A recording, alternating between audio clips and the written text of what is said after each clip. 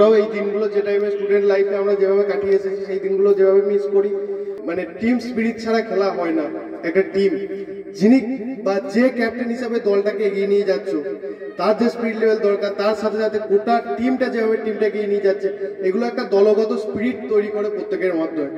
পরবর্তী ক্ষেত্রে তোমরা যখন কর্পোরেট সেক্টর যাবে, পরবর্তী ক্ষেত্রে তোমরা প্রফেশনাল লাইফে যাবে, সেখানেও দেখবে একটা টিম গেম একটা সব জায়গাতেই পরবর্তী ক্ষেত্রে দেখতে পাবে। তো সেই স্পিরিটগুলোকে এখান থেকেই কাজে লাগাতে হবে, প্রত্যেকে সংঘবদ্ধভাবে থাকতে হবে। এবং আমরা এই মুহূর্তে জানি গভর্নমেন্টের থাকে, এটা সবসময় মনে রাখতে হবে এবং সবসময় সৎভাবে এগিয়ে যেতে হবে, সচ্ছলভাবে এগিয়ে যেতে হবে। এবং আমি তোমাদের কাছে আশা রাখবো পরবর্তী ক্ষেত্রে কলেজের যে কোনো অনুষ্ঠান হোক সেগুলোতে পার্টিসিপেট করবে এইভাবেই।